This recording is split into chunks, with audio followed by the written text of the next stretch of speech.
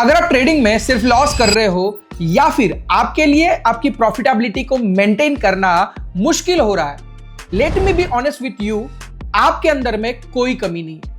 आपकी अभी technical analysis अधूरी है। पिछले 5 साल से मैंने एक चीज सीखी है कि मार्केट को सिर्फ सुनो, वो खुद आपको बता देगा कि मार्केट में अगला मूव क्या होने वाला है। लेकिन उसके लिए आपको मार्केट की भाषा समझनी होगी और उसकी भाषा का नाम है टेक्निकल एनालिसिस।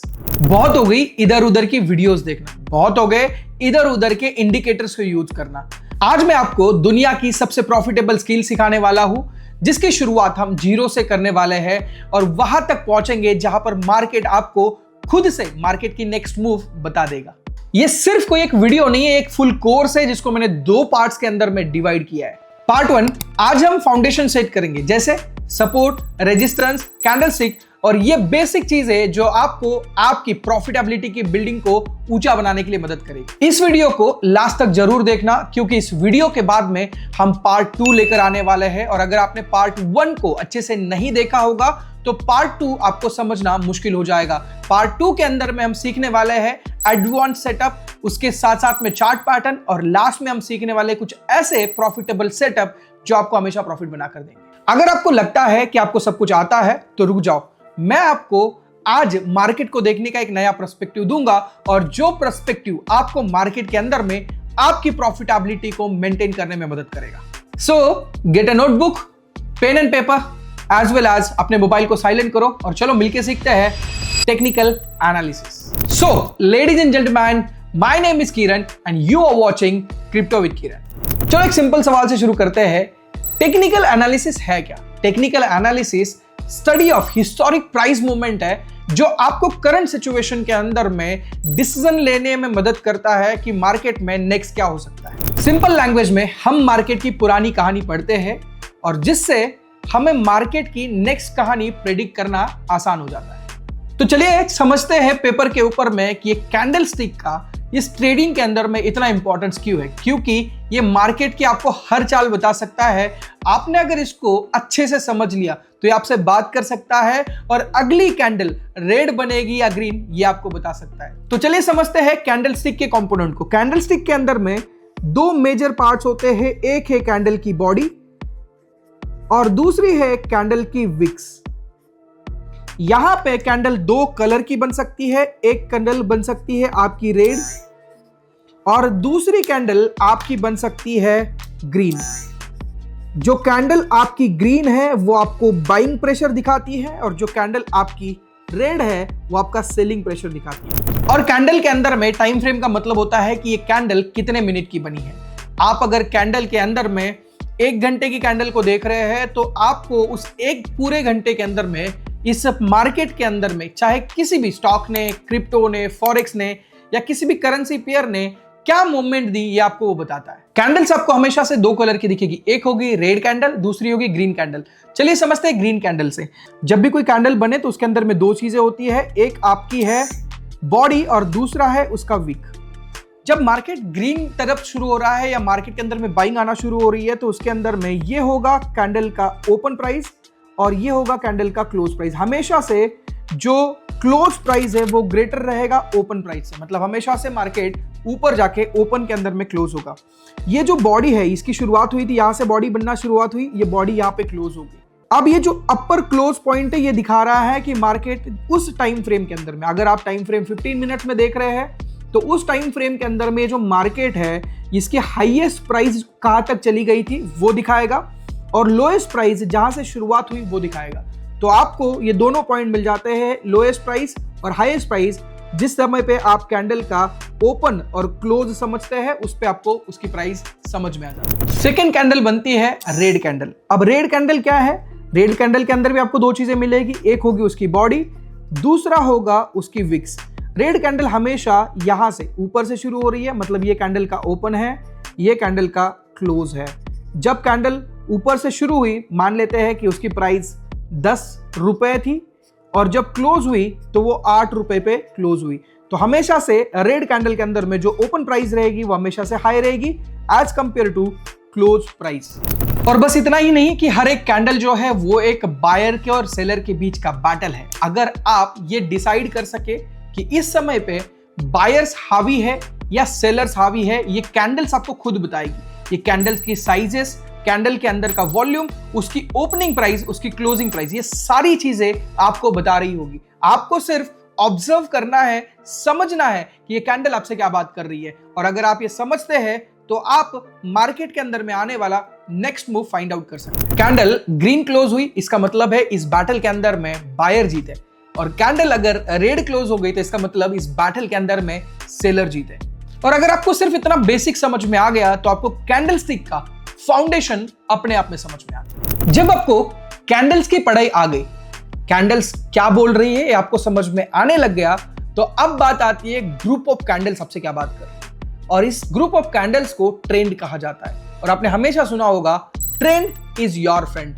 अगर आप उस ट्रेंड को आपका फ्रेंड बनाना चाहते हैं तो आपको इस ग्रुप ऑफ कैंडल को पढ़ना, समझना और उसको रियल मार्केट में अप्लाई करना आपको आना चाहिए। आपने हर उस व्यक्ति को ये बोलते हुए देखा होगा कि follow the trends, but trend को फॉलो करने से पहले ट्रेंड को समझना जरूरी है, क्योंकि अगर आप गलत ट्रेंड को फॉलो कर देंगे तो आपकी जितनी भी एनालिसिस है वो उल्टी हो जाएगी। तो सबसे पहले ट्रेंड को एनालाइज करना जरूरी है और फिर उसको फॉलो करना जरूरी है। तो अप ट्रेंड होता क्या है ये हम लोग स्क्रीन के ऊपर में समझते हैं कि कब आप किसी मार्केट को अप ट्रेंडिंग मार्केट कहते हैं। एक बार में मार्केट ने अपना एक नया ट्रेंड पकड़ लेता है, जहां पे मार्केट के अंदर में एक तेजी आती है, मार्केट के अंदर में जो बुलिश मोमेंटम है वो आ जाता है, जहां से अप ट्रेंड की शुरुआत हो जाती है। अप ट्रेंड के अंदर में आप अप ट्रेंड कंटिन्यू है ये आप कैसे समझ पाओगे, जहां पे आपको हमेशा से जब भी अप ट्रेंड कंटिन्यू होगा टिल द टाइम मार्केट हमेशा से higher high higher lows, higher high higher lows, higher high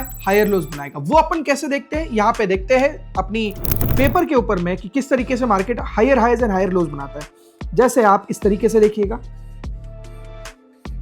ये जो ट्रेंड लाइन है जिसके ऊपर में मार्केट सपोर्ट ले रहा है इसको आप अप ट्रेंड कहते हैं, या जो लगातार मार्केट अप साइड में जा रहा है इसको आप अप ट्रेंड कहते हैं। इसको आप बोलेंगे हायर हाई, इसको बोलेंगे आप हायर लो। मतलब मार्केट जब भी नेक्स्ट टाइम लो बनाएगा वो इस हायर लो के ऊपर में जब तक है तब तक मार्केट बुलिश ट्रेंड में है।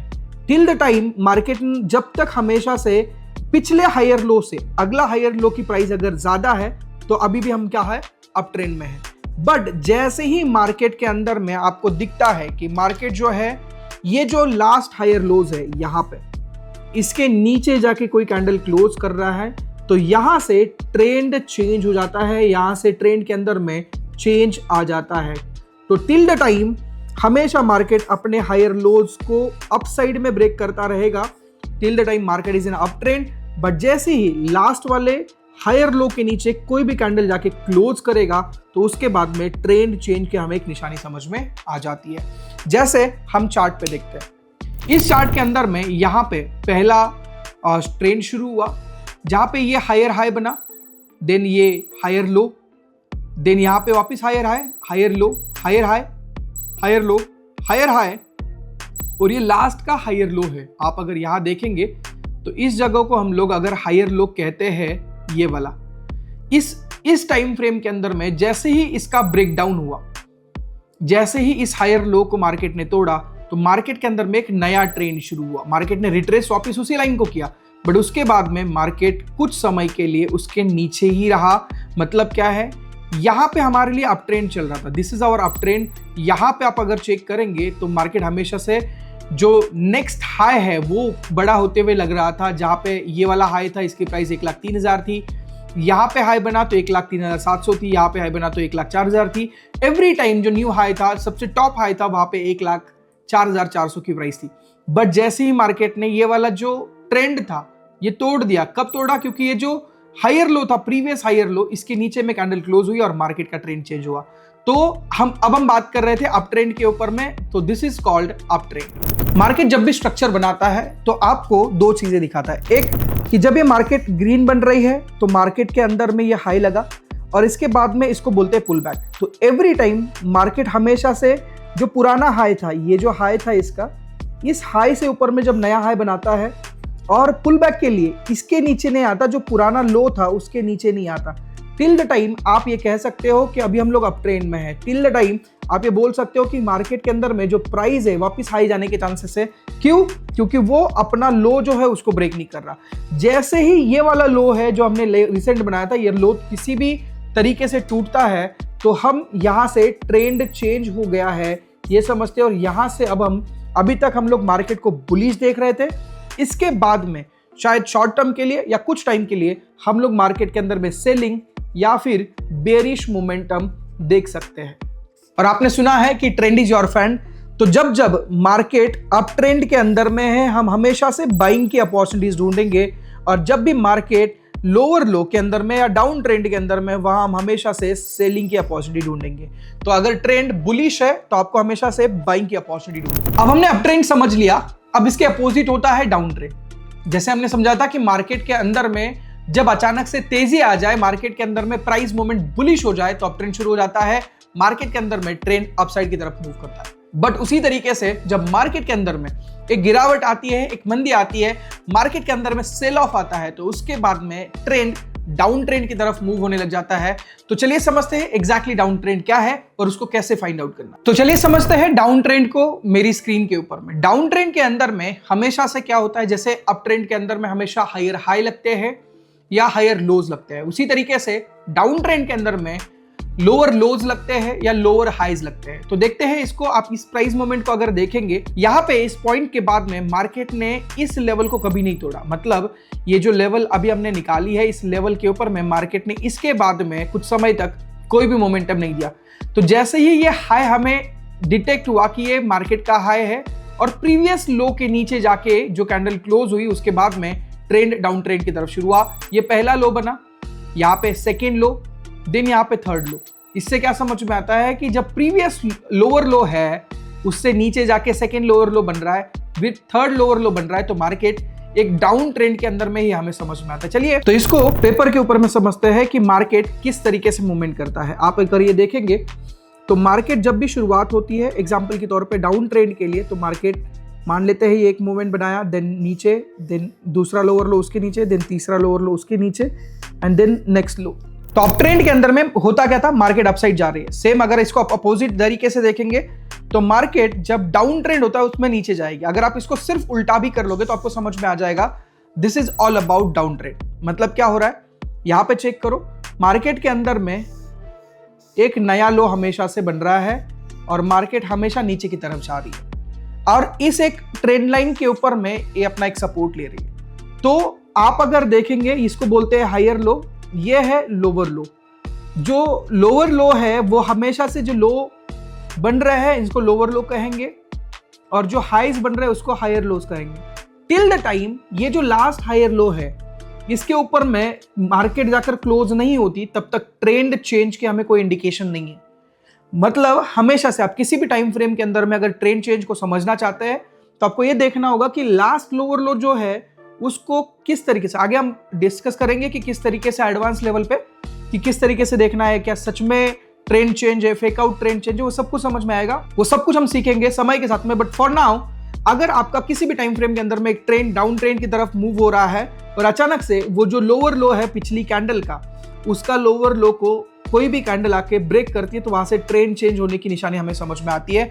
जब जब मार्केट्स डाउन ट्रेंड के अंदर में है तो हम हमेशा से सेलिंग की पोजीशंस देखेंगे, हम हमेशा से मार्केट के अंदर में सेलिंग की अपॉर्चुनिटीज देखेंगे, ना कि बाइंग के अंदर में।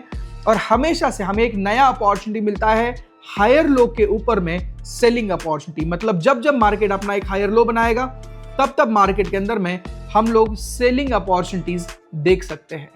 पहले हमने कैंडलस्टिक समझा, फिर हमने ट्रेंड समझा, अब हम सपोर्ट और रेजिस्टेंस समझने वाले हैं कि मार्केट किस लेवल से, किस एरिया से एक तो बाउंस कर सकती है या तो फिर वहां से रिट्रेसमेंट शुरू हो जाएगी। आपको यह समझ में आएगा जब आप सपोर्ट और रेजिस्टेंस को प्रैक्टिकली समझेंगे। सपोर्ट और रेजिस्टेंस को हम रियल लाइफ की तरह समझने की कोशिश करते हैं कि मान लेते हैं किसी के अपने करियर की शुरुआत शुरू हो रही है। उस समय पे जब वो अपनी लाइफ में कोई करियर परस्यू करना चाहता था, वहां से पहली बार जिंदगी में उसके मॉम ने उसको सपोर्ट किया। जब वो मम्मी ने उसको सपोर्ट किया तो वो अपनी लाइफ के अंदर में एक ऊंचाइयों तक पहुंचा।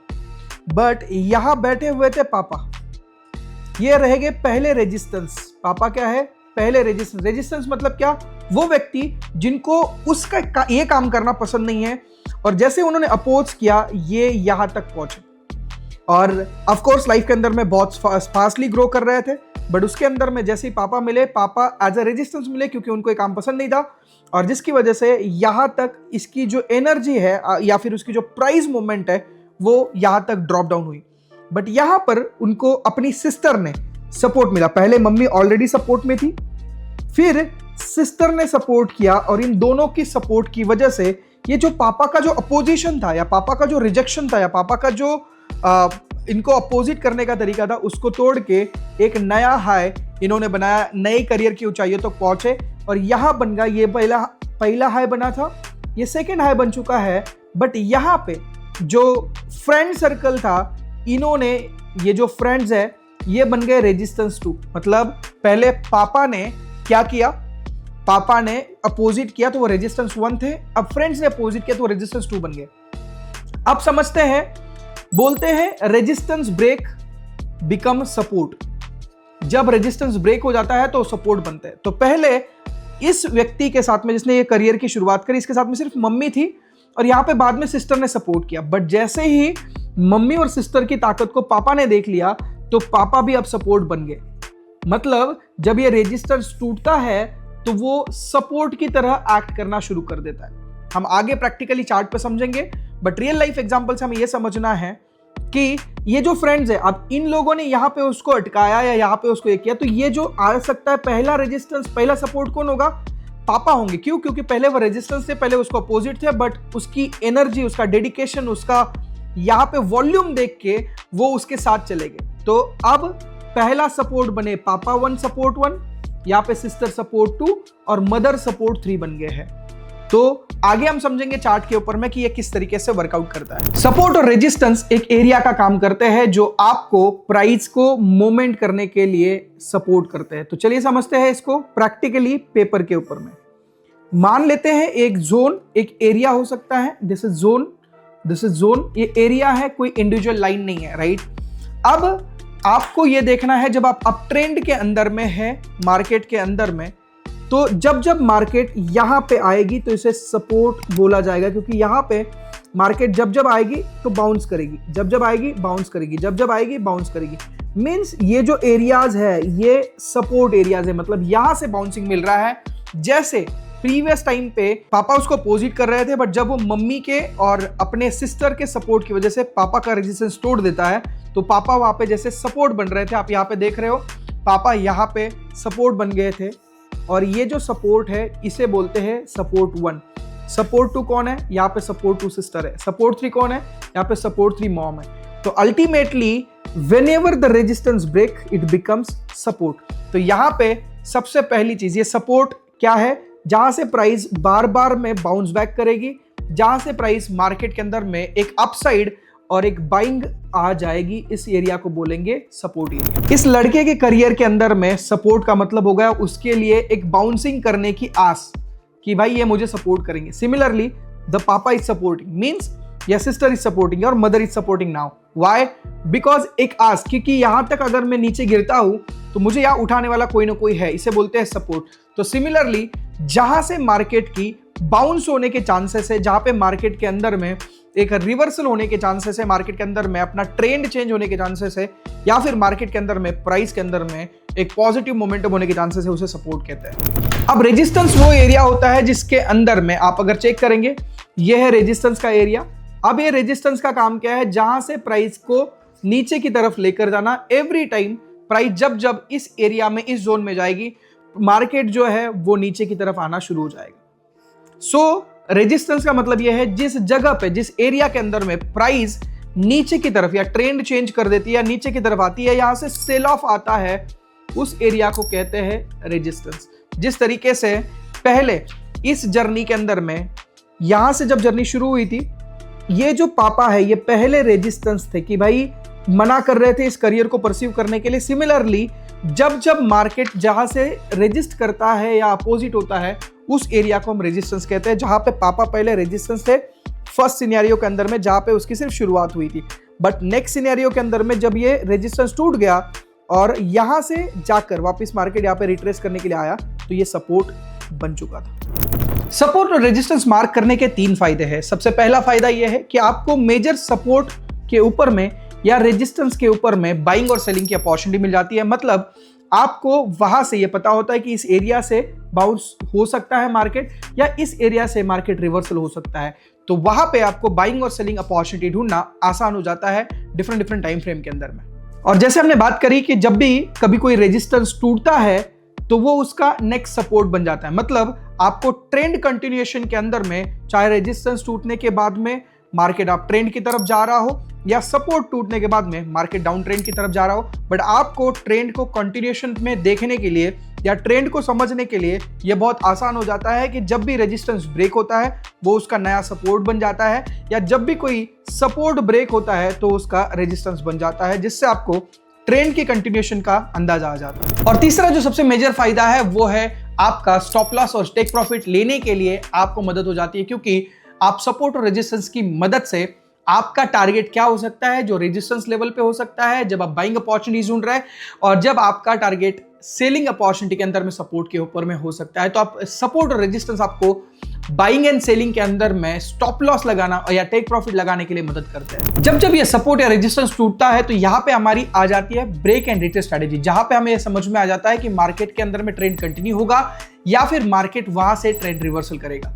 ये सारी चीजें हमें समझ में आ जाती है इस ब्रेक एंड रिट्रेस स्ट्रेटेजी के अंदर में। तो चलिए जानते हैं एग्जैक्टली कैसे होता है। अब इस एग्जांपल के द्वारा समझते हैं। ये मार्केट के अंदर का मेजर सपोर्ट है, जहां से मार्केट जो है अब बहुत बार में सपोर्ट ले चुका है। तो एग्जांपल के तौर पे मार्केट यहां से ऊपर गया, ये एक रेजिस्टेंस R1 एरिया के अंदर से यहां पे पुल बैक लिया, और पुल बैक के बाद में मार्केट ने अपना ये जो रेजिस्टेंस 1 है इसको तोड़ दिया। और जब रेजिस्टेंस टूटता है तो हमने क्या बोला कि वो बन जाता है इसका सपोर्ट लेवल। आज के बाद में जो अपोजिट कर रहा था उस पापा वाले एग्जांपल में, आज के बाद में वो सपोर्ट करेंगे। क्यों? क्योंकि उसका जो डेडिकेशन है इन पर्सनल लाइफ या फिर उसका जो वॉल्यूम है इन ट्रेडिंग लाइफ उन्होंने देखा, तो जिसकी वजह say that resistance become a support. और इस केस के अंदर में जब मार्केट के अंदर में ये जो ब्रेकआउट हुआ है यहाँ पे इस रेजिस्टेंस के बाद में, तो यहाँ पे रिट्रेसमेंट के लिए मार्केट आती है। और जब इस रिट्रेसमेंट के लिए मार्केट आती है तो आपको एक समझता है कि बहुत समय से मार्केट की जो प्राइसिंग है वो इस एरिया के अंदर में घूम रही थी, जहां पे ये सपोर्ट था और ये था एक इसका रेजिस्टेंस, और इसके बीच में ही मार्केट बहुत समय से घूम रहा था, जिसकी वजह से बायर्स यहां पे एंटर कर रहे थे, सेलर्स यहां पे जाने के बाद में एंटर कर रहे थे, और मार्केट इस मूवमेंट के अंदर में घूम रहा था। बट जैसे ही मार्केट ने इस रेजिस्टेंस को, जहां पे सेलर की ताकत के ऊपर में बायर हाईवी हो गए, और जिसकी वजह से ये रेजिस्टेंस टूटा, और जैसे ये रेजिस्टेंस टूटता है उसके बाद में इस रिट्रेसमेंट के लिए ये मार्केट आ जाता है, और इस रिट्रेसमेंट के बाद में एक नया हाई मार्केट बनाता है। मोस्ट ऑफ द टाइम इसके लिए डेफिनेटली बहुत सारे क्रॉस चेक पॉइंट रहेंगे, but most of the time जैसे ही ये रेजिस्टेंस टूटता है, रेजिस्टेंस टूटने के बाद में यहाँ रिट्रेसमेंट के लिए आ जाता है, और रिट्रेसमेंट के बाद में एक नया हाई लगता है, और ये अप ट्रेंड के अंदर में हमेशा से आपको एक हाई प्रोबेबिलिटी ट्रेडिंग सेटअप आपको दे जाता है, जहां से आप अपनी प्रॉफिटेबिलिटी को मैक्सिमाइज कर सकते हैं। डाउन ट्रेंड के अंदर में ये अपोजिट होगा, ये पूरा की पूरा उल्टा वर्क करेगा। जैसे ये सपोर्ट है, ये रेजिस्टेंस है। जब ये सपोर्ट ब्रेक हुआ, ऑफ कोर्स बहुत समय से मार्केट इस रेंज के अंदर में घूम रही होगी, ये जो रेंज है इसके अंदर में, बट जैसे ही ये सपोर्ट टूटा, सपोर्ट टूटने के बाद में ये रिट्रेसमेंट के लिए गया, और रिट्रेसमेंट के बाद में एक नया लो लगा।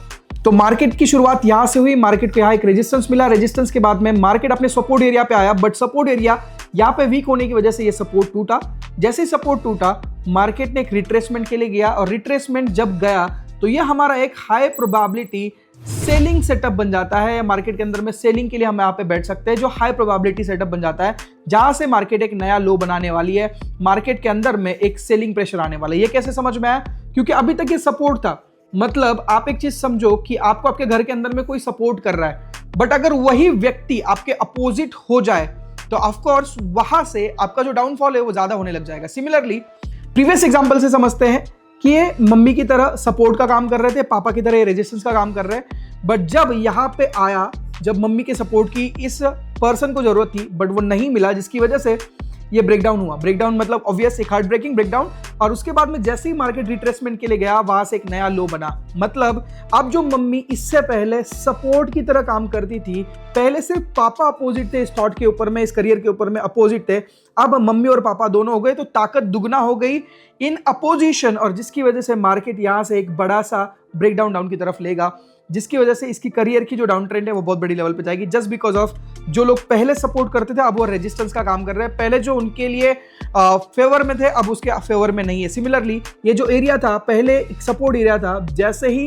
ये टूट गया आज के बाद में एज अ रेजिस्टेंस का काम करेगा, और यहां पे आपके लिए बनेगा हाई प्रोबेबिलिटी सेलिंग सेंटर। और जब भी मार्केट कोई भी सपोर्ट या रेजिस्टेंस तोड़ता है तो मार्केट मोस्ट प्रोबेबली उसके रिट्रेसमेंट के लिए जरूर आता है, क्योंकि जिन लोगों ने यहां पे बाय किया है वो लोग यहां पे एक सेलिंग पॉइंट्स, जो भी वीक सेलर होंगे या वीक हैंड्स होंगे वो सेल करेंगे, जिसकी वजह से मार्केट एक रिट्रेसमेंट के लिए सपोर्ट लेवल पे जरूर आता है। आपको इस सेटअप का हमेशा इंतजार करना होता है। सेलिंग पॉइंट के अंदर में भी सेम होता है कि जब मार्केट के अंदर में ये ब्रेकआउट आया, इसके बाद में इस सेलिंग सेटअप के ऊपर में इंतजार करिए, आपको इस सपोर्ट के ऊपर में एक नई सेलिंग की एंट्री मिल सकती है, जो आपके लिए एक हाई प्रोबेबिलिटी सेटअप बन सकता है। अब जब आपने कैंडल सीख ली, पैटर्न सीख लिए, सपोर्ट एंड रेजिस्टेंस सीख लिया, अब आपको यह समझना होगा कि सिर्फ इतना ही नहीं है ट्रेडिंग के अंदर में, यहां पे रिस्क मैनेजमेंट के अंदर में स्टॉप लॉस राइट जगह पे सेट करना या टेक प्रॉफिट राइट जगह पे सेट करना, यह सबसे इंपॉर्टेंट है। स्टॉप लॉस को हम लोग सेफ्टी नेट बोलते हैं, और हमेशा से आपका स्टॉप लॉस, आपका जो मेन की एरिया है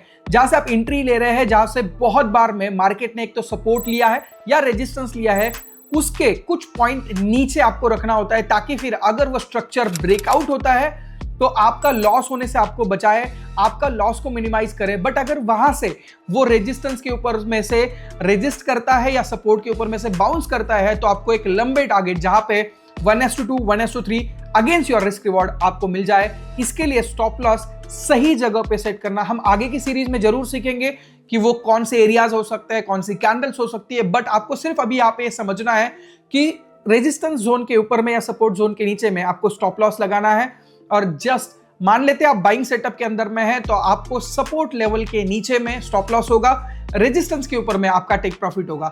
अपोजिट साइड में जब आप सेलिंग के अंदर में है तो आपका सपोर्ट लेवल के ऊपर में टेक प्रॉफिट होगा, रेजिस्टेंस लेवल के ऊपर में आपका स्टॉप लॉस होगा। इसको हम लोग प्रैक्टिकली बाय ट्रेड के अंदर में समझते हैं। मान लेते हैं एक मेजर रेजिस्टेंस था, इस रेजिस्टेंस को मार्केट ने एक अच्छे वॉल्यूम के साथ में ब्रेकआउट दिया है। जब इसको ब्रेकआउट दिया है और आपको इंतजार करना है इस जगह पे, कैसे एंट्रीज लेनी, क्या लेनी हम आगे सीखेंगे, कौन से एक्चुअल पॉइंट होंगे जिस पर हमें एंट्री लेनी है। बट अभी के लिए आप इस रेजिस्टेंस के ऊपर में जो मेजर पॉइंट है वहां पे आप एंट्री लेंगे नेक्स्ट, और जब आप एंट्री लेंगे तो आपका जो स्टॉप लॉस है वो इसके नीचे में, जो मेजर एरिया था उसके नीचे में रहेगा।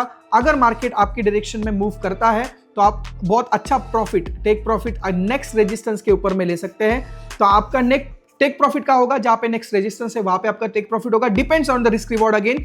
बट हाँ, आपका रेजिस्टेंस जो है वो आपका टेक प्रॉफिट की तरह काम करेगा, और ये जो सपोर्ट लेवल है आपकी एंट्री होगी, सपोर्ट लेवल के नीचे आपका होगा स्टॉप लॉस। और बहुत बार में ऐसा होता है कि आप इस ट्रेड के अंदर में एंट्री करते हैं, बट ये आपके लिए एक फेक आउट होता है। ये जो आपका ट्रेंड ब्रेकआउट है वो फेक आउट की तरह काम करता है और मार्केट यहीं से नीचे आ जाता है। इसीलिए स्टॉप लॉस आपका जो लॉस है उसको मिनिमाइज करने का काम करता है। और जैसे ही आपको पता चला कि मार्केट के अंदर हमें ट्रेंड कंटिन्यूएशन नहीं हुआ है, ट्रेंड वापस से रिवर्सल हुआ है, यहां पे आपको स्टॉप लॉस लेकर बाहर निकल जाना ही बेहतर होता है। इसीलिए बहुत सारी चीजें हम इस सीरीज के अंदर में चैप्टर 2 में सीखेंगे। मेक श्योर कि आप चैप्टर 2 को याद रखें, जिससे आप इन सारी चीजों को डीप नॉलेज में जान सके। तो एग्जांपल के तौर पे समझते हैं इसको। अप ट्रेंड के अंदर में मान लेते हैं कि ये सपोर्ट की तरह काम कर रहा है, ये रेजिस्टेंस की तरह काम कर रहा है, बट जैसे ही ये रेजिस्टेंस टूटा और टूटने के बाद में आपने रिट्रेसमेंट के ऊपर में आपकी यहाँ पे एंट्री हो चुकी है, यहाँ आपका इसके नीचे कहीं पे स्टॉप लॉस है, और एंट्री के बाद में अब आप ये डिसाइड करना चाहते हैं कि मेरा टारगेट क्या हो सकता है। तो आपको ये देखना है कि मेजर एरिया कौन सा है जहां पे नेक्स्ट रेजिस्टेंस आपको दिखाई दे रहा है, और उस एरिया के थोड़ा सा पहले ही आप टेक प्रॉफिट लगाएंगे, क्योंकि आपको नहीं पता है कि मार्केट एग्जैक्टली उसी एरिया से रिवर्स करेगा या फिर उससे पहले करेगा। तो आपको क्या करना है, जैसे ही आपने यहां एंट्री ली है तो आपके रिस्क रिवॉर्ड के अगेंस्ट में 1:1 और 1:2 या फिर 1:3 के रिस्क रिवॉर्ड के अगेंस्ट में आपको अपना टेक प्रॉफिट सेट करना है।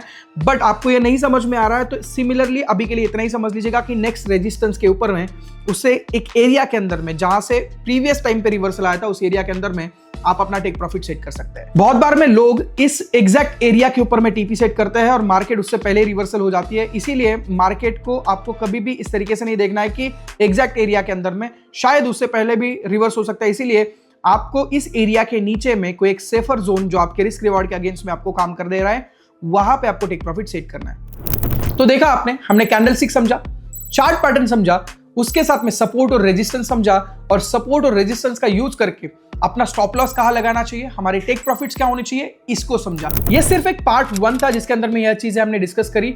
पार्ट 2 के अंदर में हम और डिटेल और उसके साथ साथ में एडवांस लेवल की बातें करेंगे जहां पे हम लोग सीखेंगे कि किस तरीके से आप स्नाइपर एंट्रीज ले सकते हैं, उसके साथ साथ में किस तरीके से आप प्रॉफिटेबल सेटअप्स को यूज कर सकते हैं अपने प्रॉफिटेबिलिटी के अंदर में, उन सारी चीजों को डिस्कस करेंगे। तो दोस्तों टेक्निकल एनालिसिस के अंदर में सबसे इंपॉर्टेंट था मार्केट स्ट्रक्चर जिसको हमने कवर कर लिया। अब आपको पता है कि कैंडल आपसे क्या कह रही है और मार्केट किस ट्रेंड में है और वो कब तक वैलिड है ये अब आपको पता चल चुका है। और तीसरी चीज, हाई प्रोबेबिलिटी एंट्री पॉइंट्स कौन से हैं जो ब्रेक एंड रिटेस्ट के बाद में होते हैं। ये तीनों चीजें हमने पहले पार्ट के अंदर में सीखी। अगर आपको अभी तक का वीडियो अच्छा लगा होगा तो कमेंट बॉक्स के अंदर में आप आपके किस पसंदीदा टॉपिक के ऊपर में हमें वीडियो चाहते हैं वो बता दीजिएगा।